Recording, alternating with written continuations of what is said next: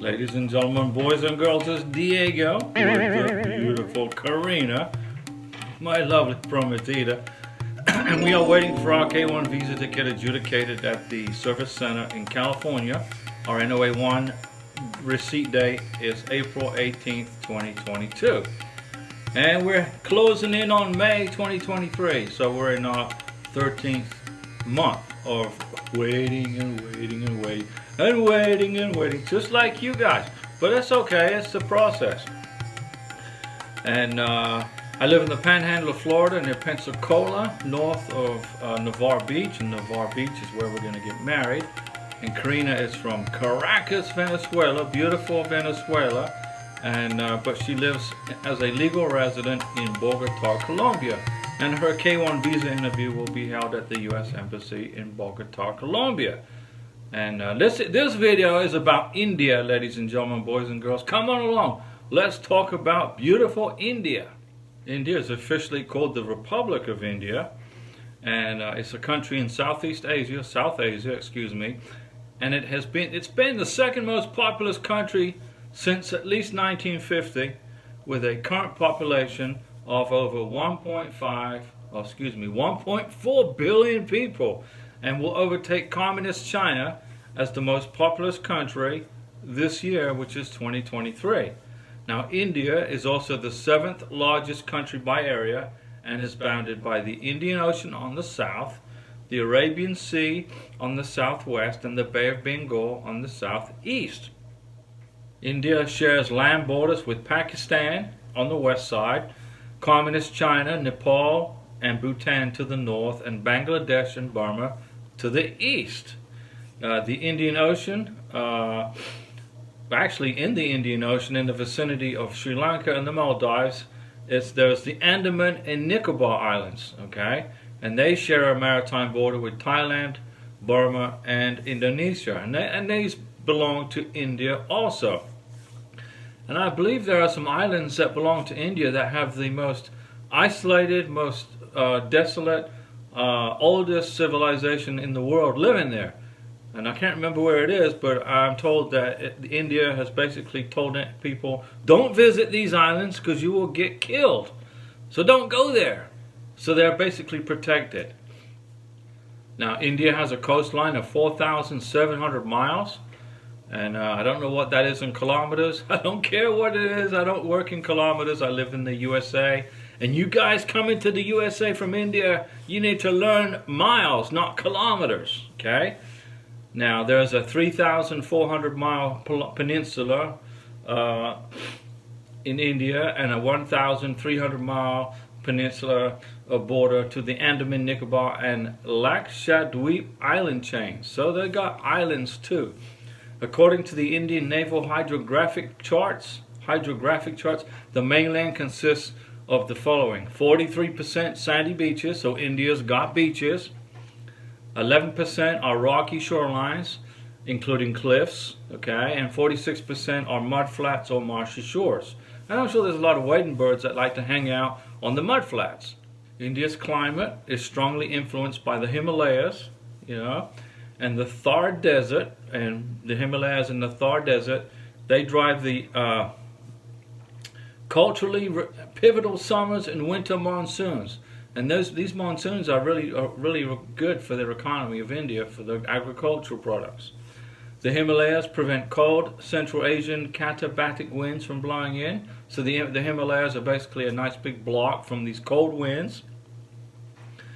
And the bulk of the Indian subcontinent is warmer than most locations in similar latitudes. So it's a warm country.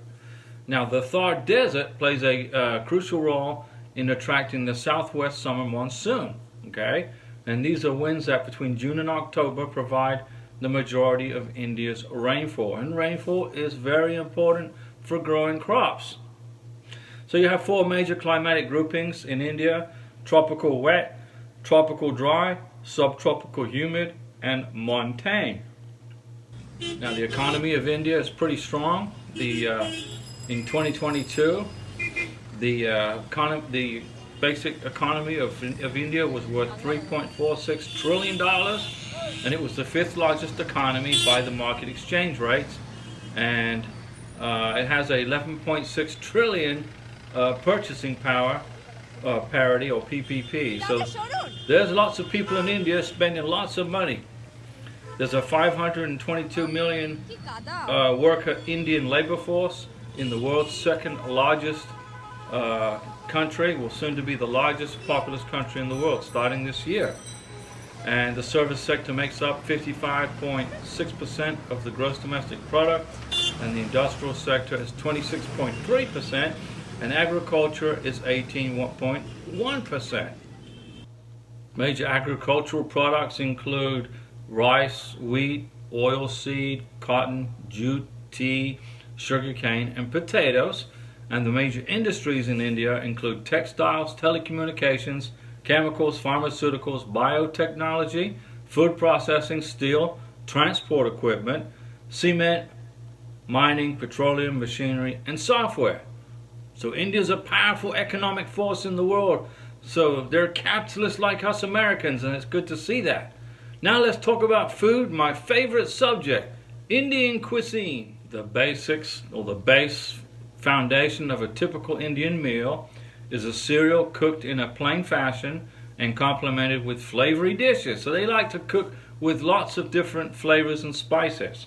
Okay, they have cooked cereal, they have cooked rice, a chapati, which is a thin unleavened bread made from wheat flour or occasional cornmeal, and griddle cooked dry. Okay, you can have a steamed breakfast cake or a dosa, and a griddled pancake, both leavened and made from a batter of rice and gram meal.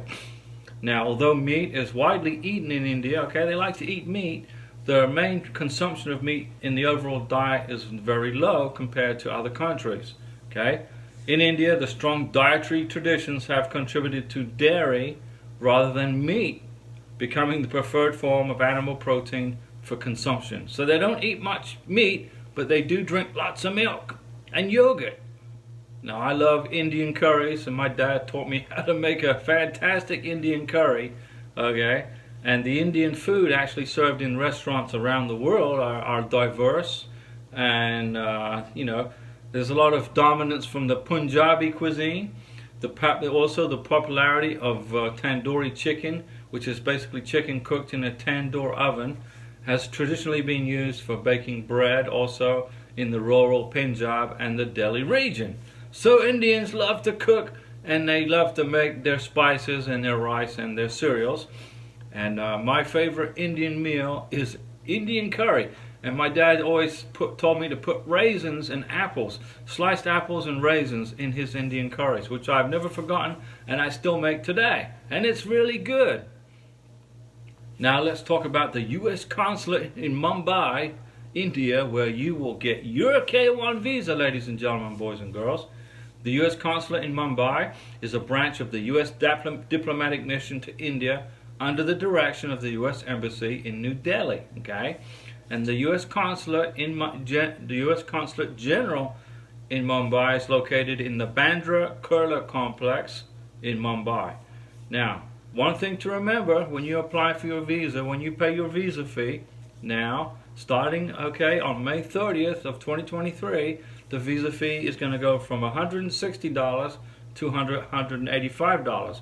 That's per person, okay? So be ready for the price increase starting May 30th of 2023.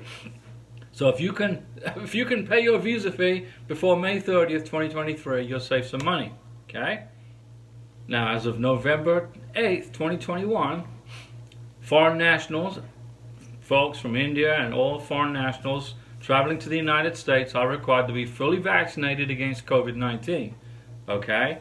And they have to provide proof of vaccination status prior to boarding the airplane to fly to the United States, okay?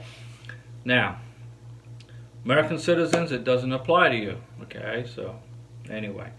The address to the U.S. Consulate in Mumbai is right here. This is where you'll go for your K1 visa interview. And the phone number is right here. And then if you want to email these folks, the email address is right here. Okay? And in fiscal year 2022, 381 K1 visas were approved by the U.S. State Department at the Mumbai U.S. Consulate in Mumbai. And soon, ladies and gentlemen, boys and girls, you will be in the United States with your K1 visa, K2 visa in your hand, actually in your passport, flying on an airplane to the United States of America. Be patient during this process, okay? Now, there could be a long wait time between once you get your K1 visa approved, or NOA2, to your MVC. The MVC, NOA2 to MVC could take 2 to 3 months. And then the MVC sends you the ready status from the embassy. You could be waiting anywhere from 4 months to a year for a visa interview at the consulate in Mumbai. You got to keep checking on the website. Keep checking. Okay, and don't forget, every Sunday, 5 p.m. Central Time, live stream YouTube chat with Diego, K1 visa, questions and answers. See you then. Thanks for watching. I'll be back.